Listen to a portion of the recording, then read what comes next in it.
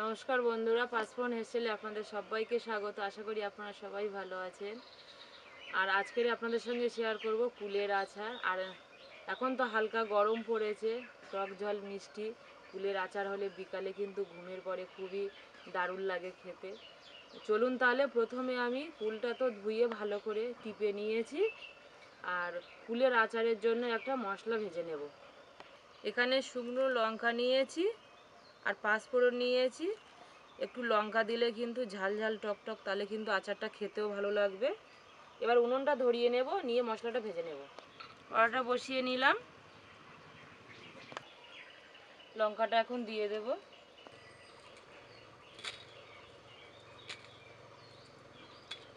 লঙ্কাটা দুই এক নাড়া দিয়ে নেব, একটু হালকা কালার আসবে, তারপরে পাঁচফোড়নটা দেব।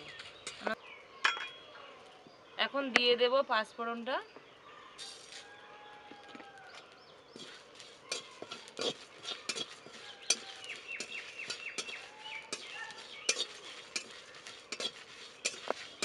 পাঁচফোড়ন আর শুকনো লঙ্কাটা ভাজা হয়ে গেছে, নামিয়ে নেব এখন।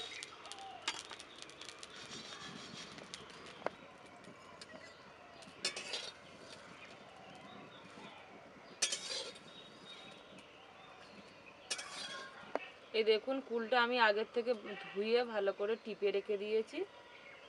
কড়াই দিয়ে দেব, এবার গুড় দিয়ে দেব। এই গুড়টা কিন্তু মিষ্টি রস জাল দিয়ে এরকম পাতলা মতো করা হয়েছে। পাতলা বলতে একটু ঘন করা হয়েছে।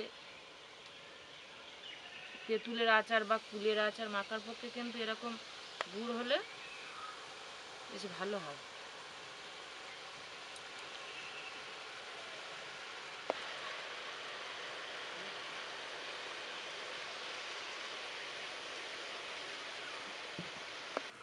ভালো করে মিশিয়ে নেব কুলের সাথে। বাবা, গুড়টা যখন হাত দিচ্ছিলাম গার মধ্যে কেমন হচ্ছে। এ দেখুন হালকা লেগে গেছে। এদিকে উনুন জ্বলছে তো। এখন একটু লবণ দিয়ে দেব স্বাদ মতো।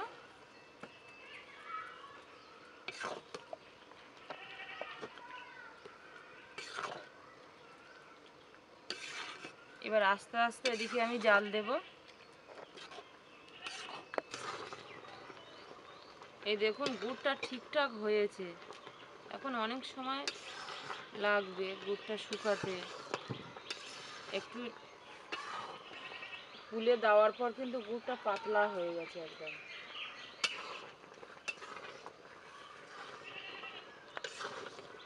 এই দেখুন অনেকটা কিন্তু ঘন হয়ে এসছে।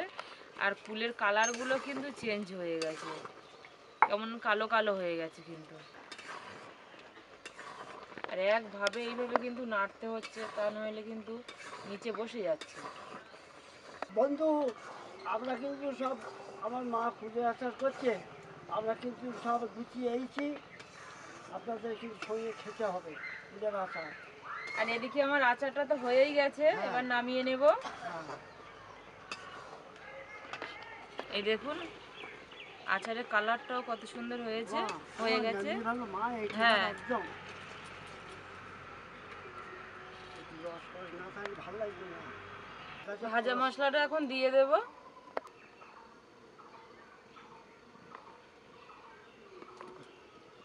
মৌজি গুঁড়ো, পাঁচফোড়ন আর শুকনো লঙ্কা ভাজা দিয়ে এই যে দিয়ে দিলাম। মৌজি দিয়ে আরো ভালো হতো মা। মৌরিও তো দিয়েছি, মৌরিও ছিল ওর মধ্যে। মৌজি। এই দেখুন বন্ধুরা, কুলের আচার কিন্তু আমাদের হয়ে গেছে। কালারটা কত সুন্দর হয়েছে না? আমার তো খুব ভালো লাগছে। এবার খেয়ে দেখবো কেমন হয়েছে। আমি খাবো বাবা, শরীরটা ভালো না তো ওই জন্য। ওই ওইরকম একটু গালে দিলি বুঝতে হবে ভালো মনে। আমি বেশি নেবো না কিন্তু, অল্প করে দেবো বাবা। ওই ওই খুব গরম রয়েছে, কালকেরে এইটা বয়মের মধ্যে ঢেলে রাখবো, কেননা এত গরম কাঁচের বয়মের মধ্যে কিন্তু ঢালা যাবে না, তাই তো বাবা? ফেটে যাবে। হ্যাঁ, ফেটে যাবে। কোনো আচার দেখবেন একটু না মজলে কিন্তু অতটা ভালো লাগে না, কিন্তু কুলের আচার অসুবিধা হয় না, সদ্য কিন্তু খাওয়া যায়। তেঁতুলের আচার, তারপর চালতার আচার একটু মজলে ভালো লাগে, কিন্তু কুলের আচার অত অসুবিধা হয় না।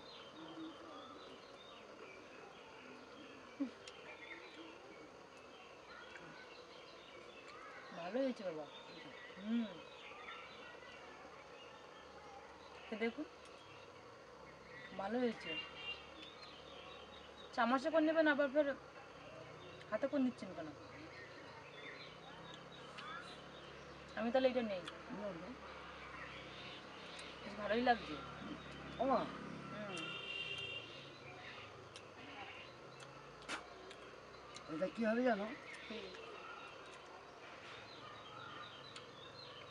দিদিমণি, ঠিক মাখা মাখা হয়ে যাবে, দেখবেন হুম, মাখা মাখা হয়ে যাবে। এখন একটু মাখা পাতলা হয়ে রয়েছে যাবে। তো, তাই বাবা বলছে। মাখা হয়ে যাবে, আর যেটুকু টক রস আছে ও আর থাকবে না। থাকবে না। তাই তো? হুম তাহলে আমার কথাটা ঠিক আছে? হুম, বেশ ভালো হয়েছে আচারটা। মা বলছিল মিষ্টি বৌমা বেশি হয়ে জানছি না, ঠিক আছে। মা আচার করেছে, কি সুন্দর আচার হয়েছে। তা যাই হোক, তোমরা যদি এসে একটু খেয়ে দেখছে কি সুন্দর হয়েছে। মা সুন্দর যে- লাগছে। হুম, আমার মাকে যে কোন ভগবানে তৈরি করলো তা আমি বলছি ভাই। আপনারাই তো তৈরি করেছিলেন। না, হুম,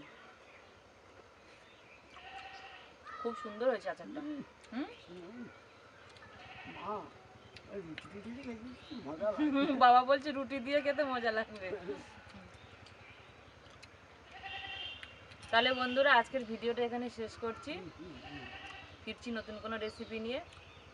আর আজকের ভিডিওটা যদি আপনাদের ভালো লাগে অবশ্যই লাইক কমেন্ট শেয়ার করবেন। আর আমি চেষ্টা করব প্রত্যেকদিন এখন ভিডিও দেওয়ার জন্য, যেহেতু আমাদের পরপর দুটো বিয়ে ছিল, দেওরের বিয়ে আবার ভাগনার বিয়ে, ওই জন্য আমি অনেক দিন পর পর এই ভিডিও দিলাম, এক সপ্তাহ পর পর প্রায় ভিডিও দেওয়া পড়েছে। এবার চেষ্টা করব প্রত্যেকটা দিন ভিডিও দেওয়ার জন্য। তাহলে ভিডিওটা যদি আপনাদের ভালো লাগে অবশ্যই লাইক কমেন্ট শেয়ার করে দেবেন। আর আমার এই ছোট্ট চ্যানেলটি সাবস্ক্রাইব করে আপনারা সবাই আমার পাশে থাকবেন। আপনারা সবাই ভালো থাকবেন, সুস্থ থাকবেন। নমস্কার।